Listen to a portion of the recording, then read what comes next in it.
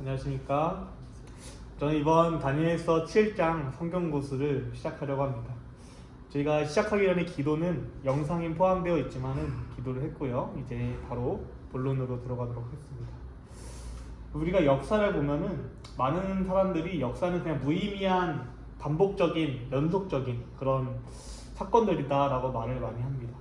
그러나 우리가 성경을 보면은 역사는 목적이 있고 어떠한 반향이 있다고 여겨집니다. 혹시 우리 김현민 학우분께서는 어떻게 생각하시나요? 역사에 대해서 무언가 의미가 있고 반향이 있는지, 혹은 무의미한 그런 사건들, 연속적인 사건들의 연속인지.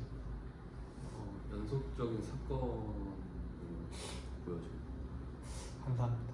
우리가 예전부터 고대 헬라인 시대부터 지금까지도 많은 사람들이 이 역사에 대해서는 반복적이고 그런 연속적인 사건들이다라고 생각하면서 의미 없는 하루들을 살아가곤 했습니다. 그러나 우리가 하나님의 말씀을 보게 되면 이 말씀은 살아있다고 하잖아요. 이 살아있는 말씀을 보면은 하나님께서 우리를 통해서 어떠한 의미와 목적을 가지고 우리를 탄생시키셨으며, 또 하나님의 섭리 속에서 우리가 살고 있으면서 우리는 하나님의 목적과 그런 의미를 찾아가면서 하루하루 의미 있게 살아가게 됩니다. 특히 오늘 볼 예언의 말씀들을 통하여 우리가 단순히 이 살고 있는 지금의 역사가 반복적이고 계속 순환적인 그런 반복이 아니라 하나님의 역사를 주관하심으로써 나타나는 많은 상징적인 의미와 또 반향들을 함께 보려고 합니다. 이 다니엘서 1장부터 6장은 역사적인 부분을 많이 강조합니다. 그래서 다니엘서 1장부터 6장을 실제 우리가 역사와 비교했을 때 많은 일치함을 보여주면서 그에 대한 신뢰성을 높이고 있죠. 이거 7장부터 12장까지는 예언적인 부분을 많이 다룹니다. 우리가 예언적인 부분을 다룸으로써 인간의 역사가 지닌 의미와 목적을 확실하게 볼 수 있고, 그것이 어떻게 이루어졌는가, 그리고 아직 이루어지지 않은 것은 무엇인가에 대해서 볼 수 있게 됩니다. 우리가 사실 많은 사람들을 봤을 때 삶의 목적이 뚜렷한 사람들, 혹은 삶의 목적에 반향성이 있는 사람들 보면은 그 사람들은 자신들에게 일어날 일들에 대해 불안해하지 않습니다. 우리가 이 세상을 살아가면서 걱정할 것이 정말 많지만은 하나님께서 주신 마지막 시대의 이 약속과 언약들을 통해서 이 세상을 살아갈 때 우리가 누구보다도 불안해하거나 방황하지 않고 하나님의 백성으로서 가장 의미 있고 가치 있는 삶을 살 수 있기를 간절히 또 바라겠습니다. 본론 부분을 보겠습니다. 다니엘은 벨사살 왕 왕년에 이제 그 침상에 누워서 이상을 받았습니다. 그래서 그 꿈에 대해서 기록하고 진술을 하였죠. 여기 다니엘서 7장 1절에 나온 것처럼 말입니다. 벨사살은 이제 저번에 이제 2장에서도 보면 알겠지만은 마지막 왕입니다. 바빌론의 마지막 왕이고 메데아 페르시아의 연합군으로 인하여 멸망을 당한 기원전 539년에 죽임을 당하였죠. 그리고 이제 벨사 원년에 그의 아버지인 나보니더스의 왕이 이 섭정, 그러니까 왕 대신에 노릇을 할 그 시기에 하나님께서 다니엘의 꿈을 통해 전달한 하나님의 계시를 다니엘은 적어 나갔습니다. 선지자 다니엘 쓴 다니엘서를 보면은 여러 가지 상징적인 표현들이 많이 나옵니다. 뭐 바다나 바람이나 짐승이나 뭐 날들, 이들에 대해서 많이 나오죠. 우리가 이것을 상징적인 표현으로서 봤을 때 어떻게 이해해야 되냐면은, 바다는 보통 세상과 민족을 얘기합니다. 사람들이 한데 모여 살고 있는 그런 풍파 많은 세상을 말하고 있죠. 그리고 바람은 무엇을 의미하냐면은 뭐 전쟁이나 격변 혹은 풍파를 일으키는 원인들을 많이 얘기하고 있습니다. 짐승은 보통은 이제 짐승과 그 비슷한 성격을 가진 나라들 혹은 왕들을 표현을 하죠. 1위는 우리가 잘 알고 있다시피 1년으로 계산을 많이 합니다. 지금도 뭐 마찬가지긴 하지만은 다니엘 당시의 역사적 무대는 근동 지방이었기 때문에 굉장히 지중해적인 시대였어요. 지중해 세계였고, 그때는 양육강식의 원리에 따라서 사나운 짐승처럼 어떤 나라는 전복당하고 멸망당하고 그런 역사적인 사건들이 많이 나오게 됩니다. 이제 네 짐승의 환상에 대해서 볼 텐데, 첫 번째 짐승은 우리가 잘 알고 있다시피 바벨론입니다. 4절 2~3절에 이렇게 나와 있죠. 다니엘 진수하여 가로되 내가 밤에 이상을 보았는데 하늘이 내 바람과 큰 바다로 몰려들더니 큰 짐승 넷이 바다에서 나왔는데 그 모양이 각각 다르니. 첫 번째 짐승에 대해서는 이렇게 말합니다. 4절. 첫째는 사자와 같은데 독수리의 날개가 있더니 내가 볼 사이에 그 날개가 뽑혔고 또 땅에서 들려서 사람처럼 두 발로 서게 함을 입었으며 또 사람의 마음을 받았으며. 첫 번째 나라는 독수리의 날개와 사자의 나라 바벨론을 의미하고 있습니다. 지금의 이라크 지역이죠. 성경에서 이 바벨론에 대해서는 숲속의 사자라는 표현을 이 예레미야에서도 했고요. 그리고 사나운 독수리와 같다라는 표현도 나와 있습니다. 고대 바벨론은 짐승의 왕인 사자와 이제 세중의 왕인 독수리가 합쳐진 그런 모습으로 근동 세계를 이런 제패하는 모습으로 보여집니다. 그러나 이 다니엘이 말한 대로 두 날개가 뽑히고 또 앞발이 들리면서 사자의 깃은 약해지고 기원전 539년에 메데와 페르시아의 연합군에 의해서 멸망을 하게 됩니다. 이 두 번째 나라는 메데와 페르시아입니다. 다니엘서 7장 5절을 읽어드리겠습니다. 다른 짐승 곧 둘째는 곰과 같은데 그것이 몸 한평이 들었고 그 입 사이에는 새 갈빗대가 물렸는데 그에게 말하는 자가 있어 이르기를 일어나서 많은 고기를 먹으라 하였으며. 이 두 번째로 등장한 곰의 모습을 보면 굉장히 끈질기고 잔인한 나라라고 표현이 되어 있습니다. 즉 메데와 페르시아였던 것이죠. 곰은 한편에 들렸다는 이 말은 이 나라가 불균형을 갖고 있었다라는 것을 의미합니다. 처음에는 이 메데와 페르시아는 메데가 속국이었잖아요. 근데 이제 북부에 있는 고레스 왕의 친족인 메데를 변합해서 이제 페르시아라는 통합된 나라를 보여줍니다. 그 이뱀을 세 가지 갈빗대는 이 메데 페르시아가 정복했던 나라 세 개를 보여줍니다. 소아시아 부국인 리디아, 바벨론, 이집트를 의미하는 것이죠. 그러나 이 두 번째 정말 강했던 곰 나라인 메데와 페르시아 역시 기원전 31년에 멸망을 맞게 됩니다. 어떤 나라였는지는 또 보겠습니다. 세 번째 나라죠. 세 번째 짐승은 표범입니다. 6절. 그 후에 내가 또 본즉 다른 짐승 곧 표범 같은 것이 있는데 그 등에는 새 날개 넷이 있고 그 짐승에게 또 머리 넷이 있으며 권세를 받았더라 라고 적혀 있습니다.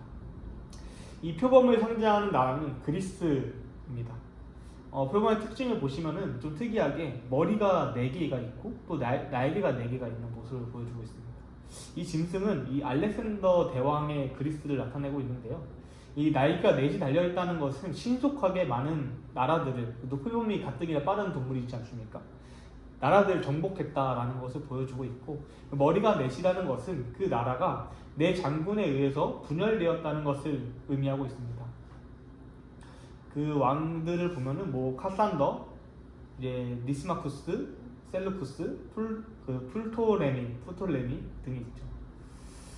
근데 이 기원전 이제 영원할 것 같았던 그리스 역시도 기원전 168년에 멸망을 맞게 되는데 그 멸망을 가져다준 나라는 우리가 잘 알고 있듯이 로마 제국입니다. 네 번째 짐승인데요. 네 번째 짐승은 그동안 봐왔던 짐승과는 좀 다릅니다. 사자나 우리 표범이나 곰 같은 경우에는 우리가 흔히 알고 있지만 네 번째 짐승에 대해서는 특정 동물을 나타내고 있지 않죠. 7절의 말씀 읽어드리겠습니다. 내가 밤 항상 가운데 그 다음에 본 넷째 짐승은 무섭고 놀라움에 또 매우 강하며 또 새로 된 큰 이가 있어서 먹고 부서뜨리며 그 나머지 발로 발을 밟았으며 이 짐승은 전에 모든 짐승과 다르고 또 열불이 있더라. 이 짐승은 우리가 역사적으로 잘 해석하기로는 바벨론, 페르시아, 그리스를 다음에 영국되는 로마 제국을 나타내는 것이 확실해졌습니다. 강력한 군대와 군사 정치 조직으로 인하여 철의 나라라고 이명을 가진 이 로마 제국은 큰 철 이빨을 가진 무서운 괴물로 표현이 되어 있죠. 로마는 처음에는 라틴 민족의 작은 국가였으나 거친 말발굽으로 도전하는 나라들을 가차없고 또 가차없이 정복하며 전역을 다스리는 막강한 제국이 됩니다. 구약 성경의 예언대로 하나님의 아들이신 예수님께서 태어나신 유다 땅도 이 로마의 식민지였으며 또 예수님의 십자가에 못 박은 그 나라 역시 이 로마의 그 못이었죠. 큰 철을 상징한 그 못이었습니다. 우리가 이는 사실 이제 다니엘서 2장에 나오는 그 신상들을 통해서도 함께 연관되어 또 볼 수 있습니다. 이제는 우리가 열불들에서 보려고 하는데요. 왜냐하면 이 짐승이 갖고 있었던 특징 중 하나가 열불이었습니다. 다른 짐승과 다른 또 특징 중 하나가 이 열불을 시대적으로 우리가 봤을 때에는 AD 476년부터 지금 이 순간까지 계속 이어지고 있죠. 이 열불에 대한 내용은 무엇이냐면은 23절부터 24절로 이제 넘어갑니다. 이게 왔다 갔다 할 것 같은데요. 제가 읽어드리겠습니다.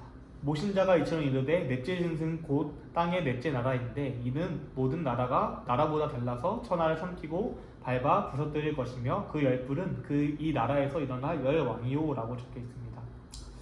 이 영원할 줄 알았던 로마 제국 역시 다니엘서 2장에 있는 철로 된 다리 그 열 발가락으로 나누어지듯이 4세기 후반에는 이 게르만 민족에 의해서 힘없이 무너지게 됩니다.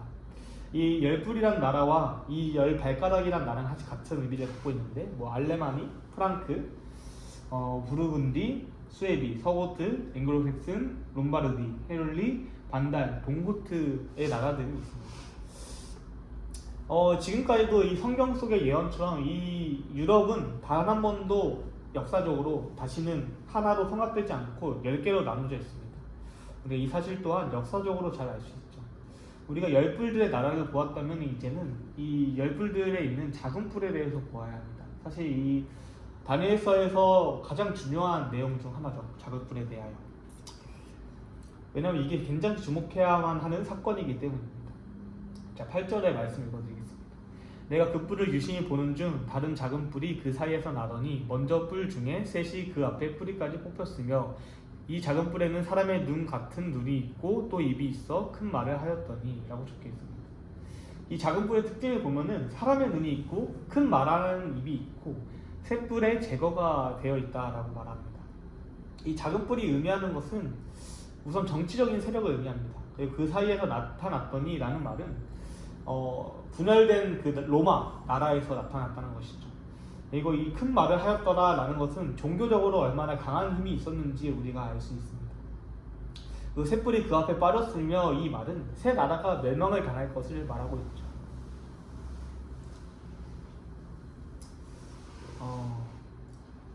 다음 이 작은 뿔에 대한 시온을 대해서 볼 건데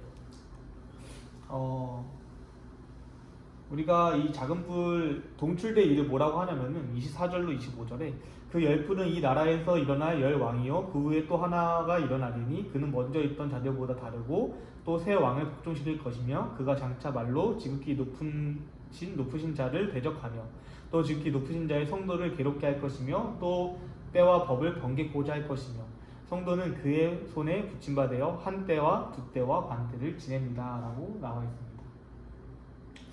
우리가 이제 여러 가지 역사적인 내용을 봤을 때 많은 일들이 있습니다. 잠시만요.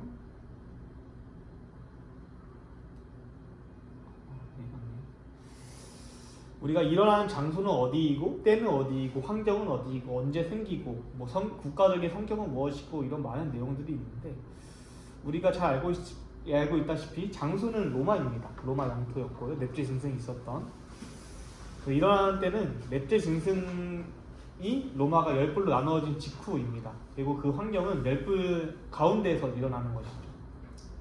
우리가 이에 대해서는 사실 역사적인 사건들을 보면 일치함을 보여주고 있어요. 200년 이상이나 그리스도를 이제 핍박하던 로마 제국은 그리스도교의 힘을 범죄하려는 것은 불가능하다고 여기고 기원 후 이제 313년에 콘스탄틴 황제를 밀라노 침령으로 신교 자유를 허락하였습니다. 그리고 이제 우리가 잘 알고 있다시피 콘스탄틴 황제는 321년 3월 달에 일요일 휴업령을 공포함으로써 존경스러운 태양의 날 모든 공무원들과 시민들이 휴일을 갖는 그런 날로 여겨졌죠. 그리고 이제 콘스탄틴 황제는 수도를 로마에서 소아시아인 그 빈잔티움으로 옮기고 콘스탄티노플이라고 개명을 했으며 또 황제가 사라졌던 그 시기였기 때문에 로마 정치인은 당시의 유일한 종교적인 또 정신적인 지도자였던 로마교의 감독을 간장히 이렇게 추세하게 됩니다. 요 서기 476년에 게르만 민족의 침입으로 인하여 멸망을 당함으로써 이제 황제가 아예 사라졌잖아요. 그렇기 때문에 이 로마는 당시에 로마 지도자이자 감독인 교회 감독을 가장 이제 강한 지도자로 세웠으며 아버리라는 뜻을 지닌 포프라는 로마 말로 황제라는 칭호를 갖게 됩니다. 이제 동로마 황제인 유스티니아는 통치권을 상실하는 서로마의 정치권을 회복하기 위해서 막강해진 로마 교회의 그 영향력을 이용하려고 했거든요. 그래서 533년에 로마 감독에 대하여 이는 전 세계의 교회의 머리인다라는 말을 선언하여 로마 법전을 법제화시켰습니다. 이후에 로마를 위협한 부족들을 제거하기 위해서 이제 헤둘리를 처음에 제거했고요. 493년에 534년에 반다를 정복하였고 538년에 동고트를 정복합니다. 이로써 로마 교황의 지상권 확립의 기틀을 놓은 거였죠. 이대하여서 세계교회의 머리가 된 로마 교황은 동로마의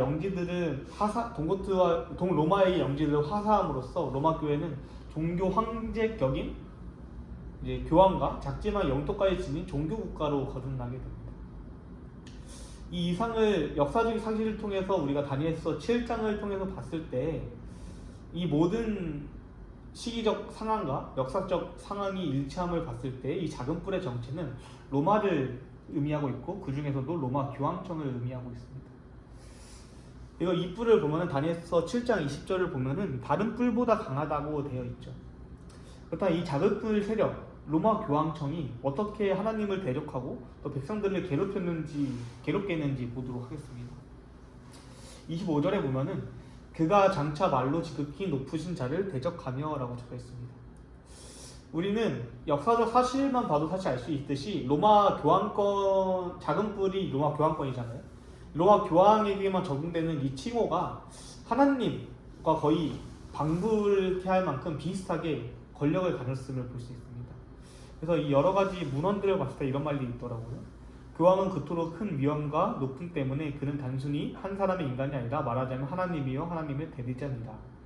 교황은 하늘과 땅과 지하세계 왕으로서 산중안에 쓰고 있다. 교황을 말하자면 땅이 하나님이요 그리스도를 신실히 믿는 사람들의 유일한 지배자이며 많은 권세를 가진 왕 중 왕이로다 라고 되어 있습니다. 이것은 실제로 로마 가톨릭 교회에 있는 공식 문서나 교회법 문헌의 일부를 통해서 찾을 수 있습니다. 우리가 작은 뿔이 첫 번째는 이 교황과 하나님을 거의 동일시시킴으로써 하나님의 말을 대적하고 다른 사람들에게 하나님의 말이 아닌 교황의 말을 통하여 새로운 사람들에게 이런 생각을 심어주게 됩니다.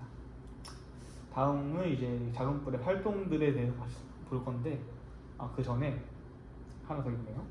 교황이 이제 작은 뿔 세력이 하나님의 백성들을 괴롭히고 핍박했잖아요. 그래서 이 성경절에 이렇게 적혀 있어요. 21절과 25절에 보면은 내가 본즉 이 뿔이 성도들로 더불어 싸워 이기었더니 또 지극히 높으신 자의 성도를 괴롭게 할 것이며 이때에는 하나님의 자처자로 대리했기 때문에 로마 교황권이 교황의 명령이나 이 교회의 가르침을 거부하는 많은 사람들을 종교재판에 넣어버렸습니다. 이단으로 전제하였고 누군가는 화형에 처하는 그런 형벌도 했습니다. 이때 중세 교황권의 이단은 우리가 잘 알고 있는 이름으로 루터나 칼빈이나 제세대파와 같은 개신교들이었어요.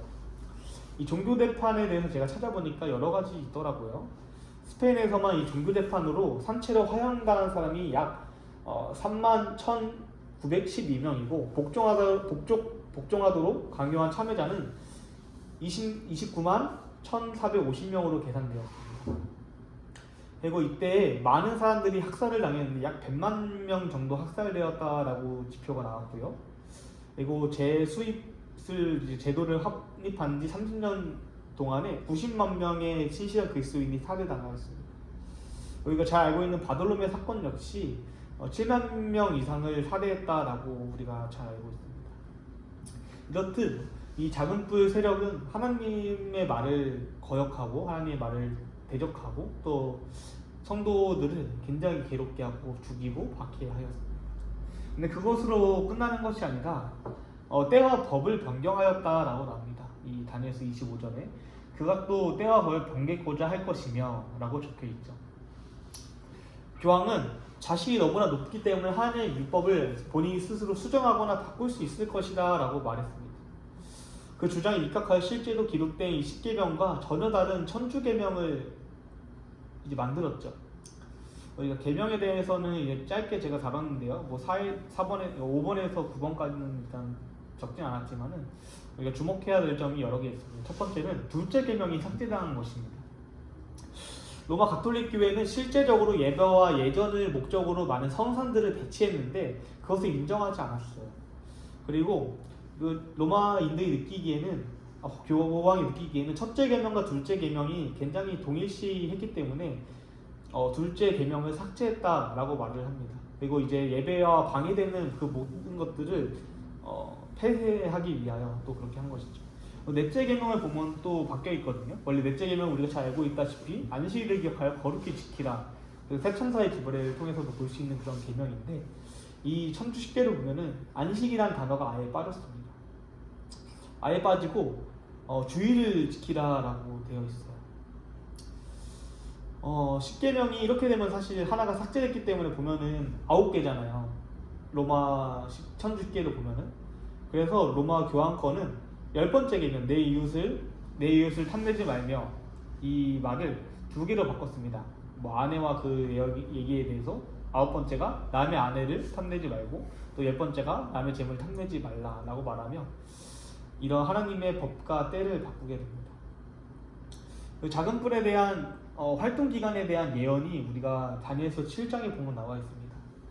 25절에 성도는 그의 손에 붙인 바 한 때와 두 때와 반 때를 지냅니다. 예언에 나타난 작은 뿔은 지극히 높으신 자의 성도를 괴롭힐 뿐만 아니라 성도들을 언제까지냐면 한 때와 두 때와 반 때 동안 괴롭힌다고 되어 있어요.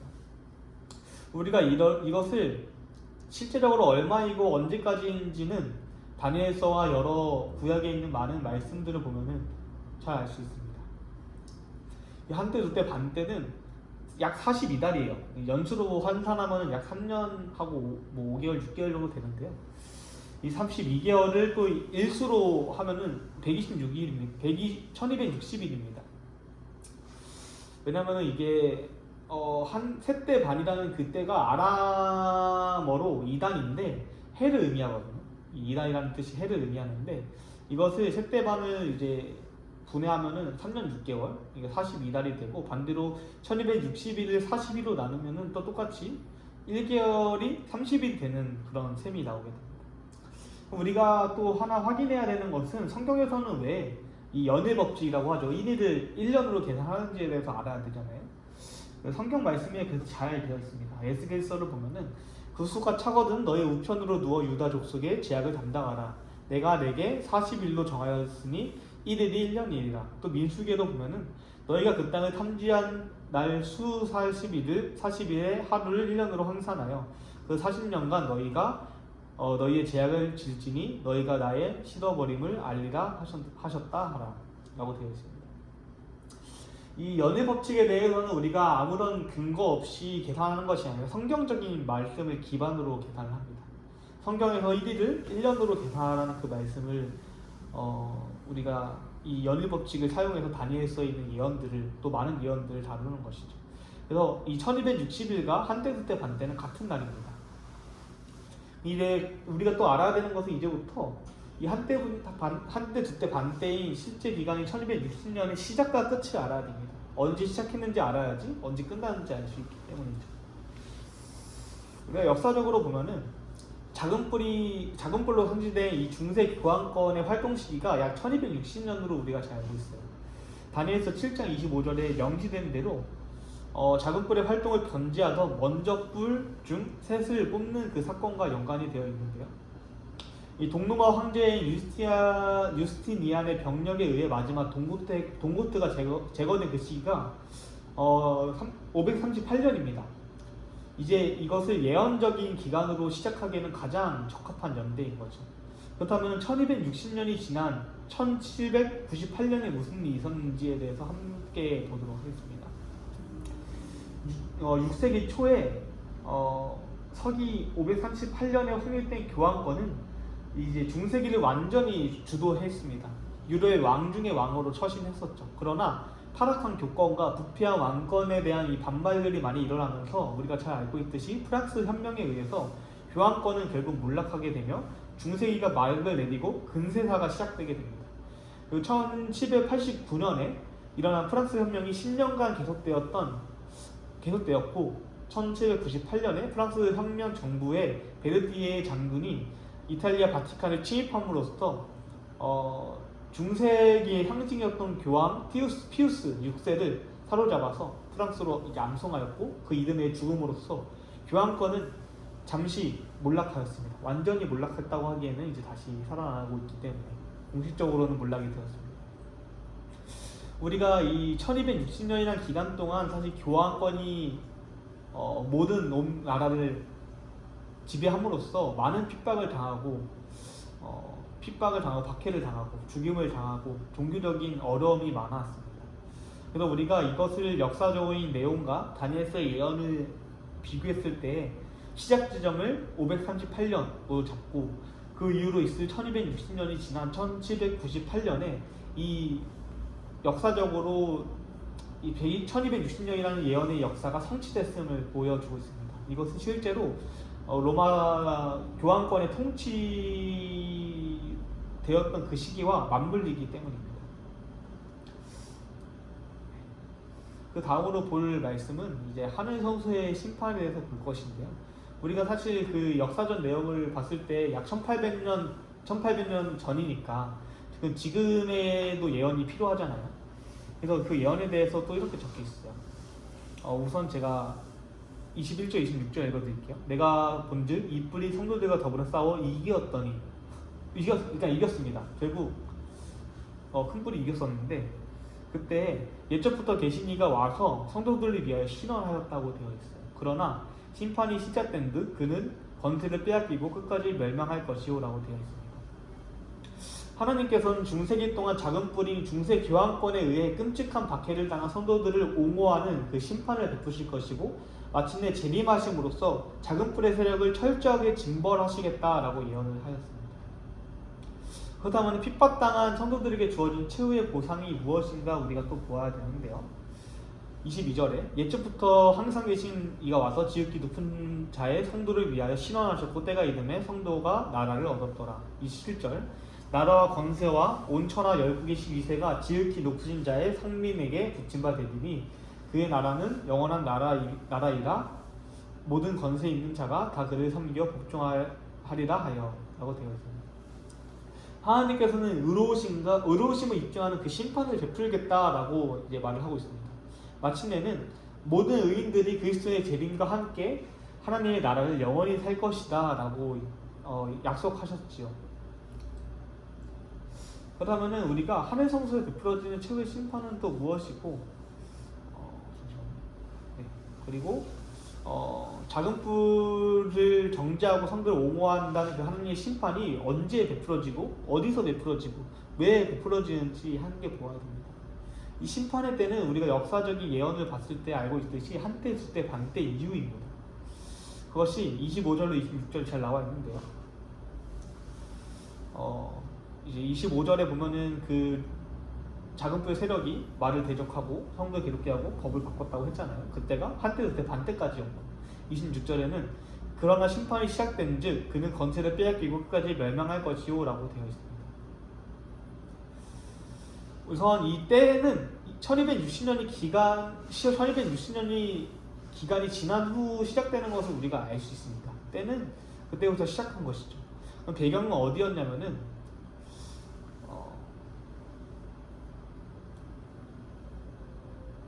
배경은 내가 보았는데 왕자가 높이고 예전부터 항상 계신 이가 자정하셨는데 그 옷은 희기가 눈 같고 그 머리털은 깨끗한 양의 털 같고 그 보좌는 불꽃이요 그 바퀴는 붙은 불이며 라고 나와 있습니다. 이 시편에도 보면은 그 여호와께서 그 성전에 계신 여호와의 보좌는 하늘에 있음이며 라고 되어 있죠. 이 하나님께서 심판을 하는 그 장소는 하늘에 있는 보좌입니다. 보좌는 하늘에 위치하였기 때문이죠. 그렇다면 하늘 어디에서 베풀어지는지 또 봐야 되는데 그것을 보면은 이 시편에는 그룹 사이에 자정하신 자여라고 나오고 시편 또 99편에도 그룹 사이에 자정하시니라고 나옵니다. 그 출애굽기 25장 21절 보면은 증거계 위에라고 또 적혀 있죠. 이 재판은 언제나 이 법정에서 이루어지잖아요. 우리 오늘날의 사회에서도 보면은 하나님의 심판 역시도 십계명이 그 보관되어 있는 성소에서 베풀어집니다. 심판은 법궤가 안치된 지성소 중앙 법궤 위에 있는 하나님의 보좌에서 베풀어질 것이며 법궤 양편에는 하나님의 인재를 수호하는 두 그룹 천사가 있을 것이다 라고 되어 있죠. 그렇다면 심판이 베풀어지는 목적은 무엇이냐면은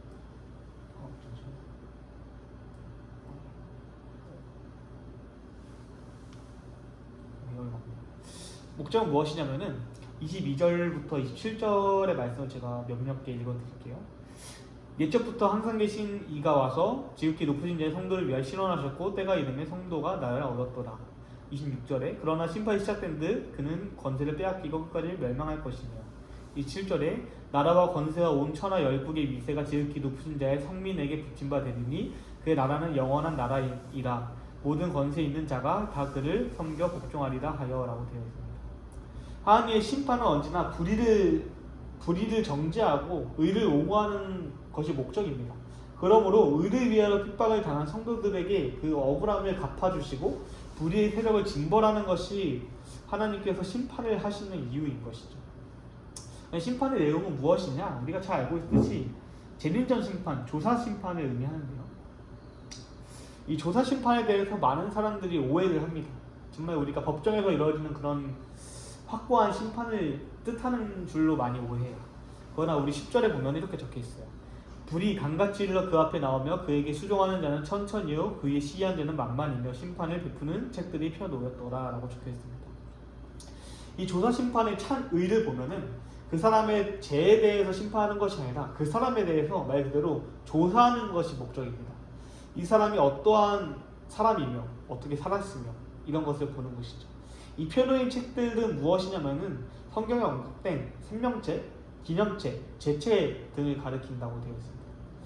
그렇다면 심판이 왜 필요하냐면은 23절, 24절에 내가 또 밤 이상을 비상 중에 보았는데 인자 같은 이가 하늘구름을 타고 와서 옛적부터 항상 계신 자에게 나와 그 앞에 인도되매 그의 권세와 영광과 나라를 주고 모든 백성과 나라들과 각 반환한 자로 그를 섬기게 하였으니 그 권세는 영원한 권세라 옮기지 아니할 것이요 그 나라는 패하지 아니할 것이다. 예수님께서 재림하실 때 모든 사람은 부활하거나 승천하진 않습니다. 의인들만 첫째 부활에 참여하고 그 악인들은 천년 후에 있는 둘째 부활에 참여하게 되죠. 그러므로 재림 전에 누가 구원을 받아 부활을 하며 승천할 하나님의 백성인지에 대해서 그 여부를 사전에 결정하는 것이 재림에 대한 그 선결인 조건입니다. 하나님께서는 우리의 이 그리스도인들이 많은 핍박을 당했기 때문에 그것을 베풀기 위하여 재림전 조사 심판을 통해서 끝까지 지금 중보를 하고 계시죠. 그 시기는 우리가 잘 알고 있듯이 1844년 이후부터는 계속 하나님께서 보좌 위에서 중보하고 계십니다. 우리가 이 내용들을 다니엘서 7장을 통해서 또 볼 수 있어요. 이제 마무리하자면은 사람은 사실 죽음으로써 누구나 종말을 맞이합니다. 세상에 죽지 않는 사람은 없듯이 그 후에는 자신이 살아온 일생에 대해서 자신이 구원을 받는 것이 합당한 것인지에 대해서 심사를 받게 됩니다. 그것을 우리가 재림전 조사 심판이라고 하죠. 그 결과에 따라서는 재림 시에 있을 이 집행 심판에 의해서 보상을 받게 되는데 그 보상을 우리가 받을지 안 받을지 사실 아무도 알 수 없습니다. 그러나 하나님께서 그 보상을 받은 자들은 영원한 하나님 나라에 임하고 하나님의 보좌에 함께할 것을 예언하고 있죠. 이 7장의 연구를 통해서 우리는 역사의 무대에 등장했던 대제국들이나 정치 세력들이 단순히 이런 양육강식의 원리에 따라서 무의미하게 어느 나라는 흥하고 어느 나라는 망하고 그런 흥망성쇠함이 반복된 것이 아니라 인간 역사의 결론이자 종결인 예수 그리스도를 재림의 목표로 시간이 진행되는 그 과정들을 보여주고 있습니다. 그 과정 속에서 우리는 누군가는 선이고 누군가는 악임을 볼 수 있죠. 그 역할을 수행했음을 보여주고 있습니다. 구약시대의 세상과 성경의 역사는 이미 예수 그리스도의 초림으로 절정에 달하였습니다. 이 BC와 AD, 예수님께서 태어나시기 전과 태어나신 후, 그리고 또 마지막에 예수님께서 오시는 그 주님의 해를 우리가 재림의 역사의 종결로 보고 있습니다. 우리가 예언서를 열심히 봐야 하는 이유는 어떠한 일이 있을지 하나님께서는 미리 말씀해 주셨기 때문에. 근데 이 말씀은 누구에게나 주어졌지만 누구나 보고 연구하진 않습니다. 그러나 우리가 연구하고 봤을 때 그 말씀을 분명히 이해할 수 있고 하나님께서는 누구나 대비할 수 있도록 인도하여 주셨죠. 하나님께서 역사 가운데 이 그리스도인들을 지켜주셨고 이 하나님의 그 모든 역사가 사라지지 않게 한 것 역시 우리를 구원할 하나님의 목적과 또 의미와 그 반향을 우리에게 선포하셨음을 볼 수 있습니다. 이제 기도하고 마치려고 하는데요. 어떠셨나요? 좀 괜찮으셨나요? 네.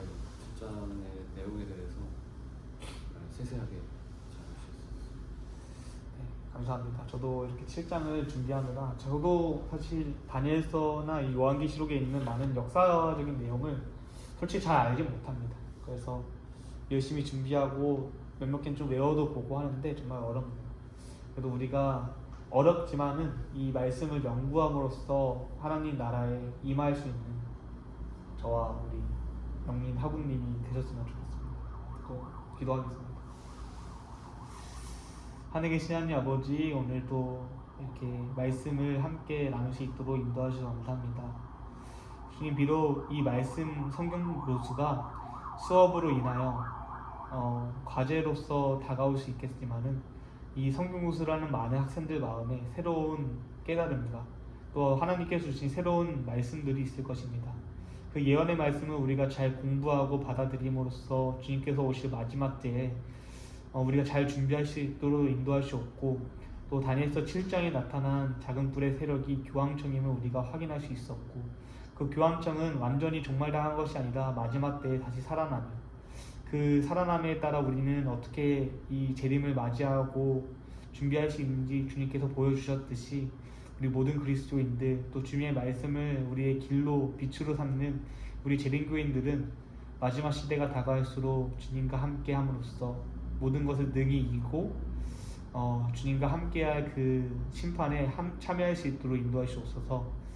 아직 이 예언의 말씀을 잘 모르고 알지 못하는 많은 영혼들이 있습니다. 주님, 우리가 해야 될 것은 그 영혼들에게 주의 말씀을 전하고 주님의 예언을 전하고 또 마지막 때에 있을 많은 섭리들을 주님께 구함으로써 전하는 것입니다. 우리가 잘 배우고 또 연구함으로써 많은 이들이 최대한 구원을 받고 또 조사 심판에 대해서 두려움을 느끼는 것이 아닌 하나님의 은혜의 심판임을 깨달을 수 있도록 인도하시옵소서. 하늘에 계신 예수님의 이름으로 기도드립니다. 네.